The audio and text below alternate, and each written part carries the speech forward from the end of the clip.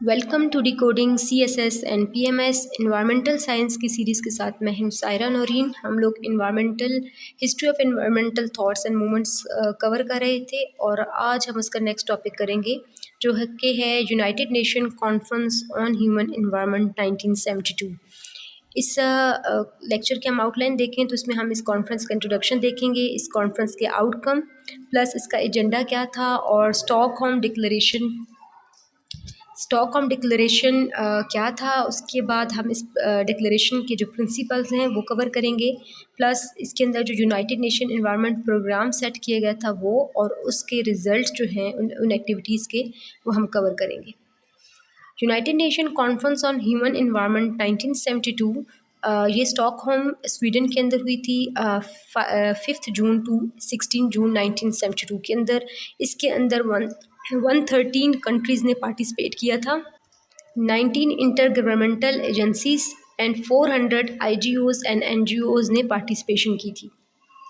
इस कॉन्फ्रेंस का जो आउटकम था इसके अंदर एक United Nation Environment Programme establish किया गया था, प्लस इसके अंदर इन्वायरमेंटल फ़ंड इस्टेब्लिश किया गया था और साथ एक डिक्लेरेशन दिया गया था जिसके अंदर 26 प्रिंसिपल सेट किए गए थे और एक एक्शन प्लान दिया गया था जिसके अंदर 109 रिकमेंडेशंस दी थी और साथ एक रेजोल्यूशन पास की गई थी।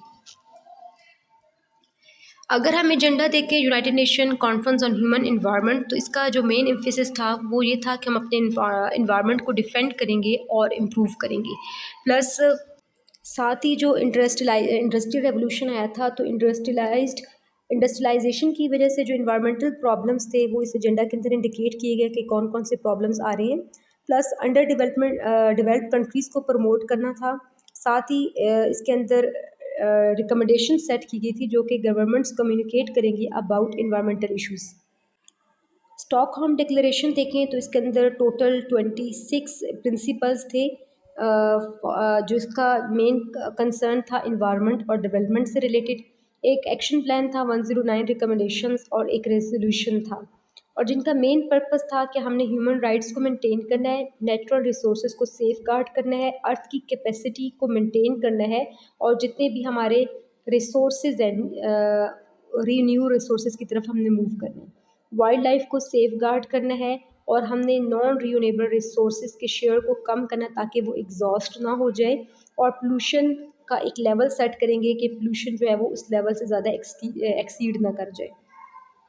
अगर हम स्टॉकहोम डिक्लेरेशन के प्रिंसिपल देखें तो इसका मेन जो प्रिंसिपल्स थे वो ये था कि हमने ओशनिक पोल्यूशन को प्रिवेंट करना है, डेवलपमेंट को प्रमोट कराना है, डेवलपिंग कंट्रीज़ को असिस्ट करना है, हम डेवलपिंग कंट्रीज़ को साथ सब्सिडीज़ देना था और ऐसी इन्वायरमेंटल पॉलिसीज़ बनानी है जो कि डेवलपमेंट को हैम्पर ना करें और इसके अलावा डेवलपिंग कंट्रीज़ को असिस्ट करना है कि वो अपने इन्वायरमेंट को सेफ गार्ड कर सकें और डेवलपमेंट प्लान के अंदर हमने इन्वायरमेंटल पॉलिसीज़ को इनकॉर्पोरेट करना है और ऐसी पॉलिसीज़ बनानी है या ऐसी डेवलपमेंट करनी है कि जो हमारे इन्वायरमेंट और डेवलपमेंट के दरमियान में कॉन्फ्लिक्ट ना हो और जहाँ पे कॉन्फ्लिक्ट आए उसको हमने रिजॉल्व कराना है और ह्यूमन सेटलमेंट की प्रॉपर प्लानिंग करनी है। अदर जो प्रिंसिपल इसके अंदर इंक्लूड थे वो ये कि हमने हर गवर्नमेंट जो है वो पोल्यूशन पॉलिसीज़ बनाएगी पोल्यूशन को रिड्यूस करने के लिए और इसके अलावा प्लानिंग होगी for the development of states natural resources. Science और टेक्नोलॉजीज़ को यूज़ करके हम इन्वायरमेंट को इम्प्रूव करेंगे।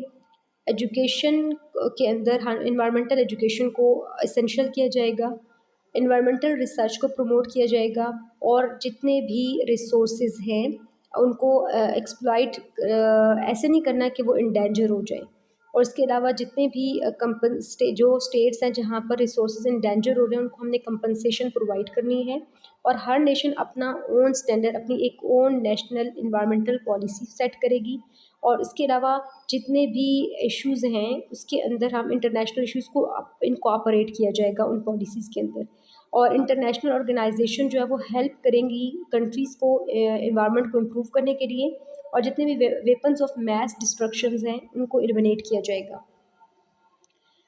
इसी डिक्लेरेशन के अंदर यूनाइटेड नेशन एनवायरनमेंट प्रोग्राम दिया था। ये United Nation Environment Programme work करता है कि ये ग्लोबल रीजनल और नेशनल लेवल पर जो भी इन्वायरमेंटल कंडीशंस एंड ट्रेंड्स हैं उनको असेस करेगा और इंटरनेशनल एग्रीमेंट्स और नेशनल जो एग्रीमेंट्स हैं उनको वो डेवलप किए जाएंगे, नेशनल इंटरनेशनल लेवल पे ऐसे इन्वायरमेंटल इंस्ट्रूमेंट्स डेवलप किए जाएंगे। उसके अलावा जितने भी इंस्टीट्यूशंस हैं उनको स्ट्रेंथन किया जाएगा for the vice management of environment. और इसके अलावा इकोनॉमिक डेवलपमेंट के अंदर हम इन्वायरमेंटल पॉलिसीज़ को इनकॉर्पोरेट करेंगे ताकि इन्वायरमेंट को हम प्रोटेक्ट कर सकें। और कंट्रीज़ को फैसिलिटेट किया जाएगा विद मॉडर्न टेक्नोलॉजी, और हम न्यू पार्टनरशिप्स एंड माइंडसेट को जो है वो इनकरेज करेंगे। अब इस यूनाइटेड नेशन एनवायरमेंटल प्रोग्राम्स की एक्टिविटीज़ के रिज़ल्ट क्या थे? उसका ये था, मेन कंसर्न या मेन रिज़ल्ट था कि हमारा एनवायरमेंटल प्रोटेक्शन हो सके, और हम हर पीरियड के बाद एनवायरमेंटल कंडीशंस की असेसमेंट करें, और वो असेसमेंट हमें हेल्प करे for making the decisions about environmental threats.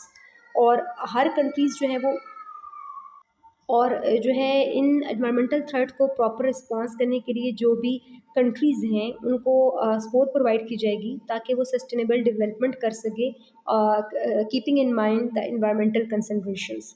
इसके अलावा more effective coordination of environmental matters with in the United Nation system, and greater awareness and capacity for environmental management among government, private sector and civil society. मतलब awareness दी जाए environment issues के बारे में। तो this is all about today's lecture. Next video में हम एक नेक्स्ट टॉपिक कवर करेंगे इंशाल्लाह। तब तक अल्लाह हाफ़िज़।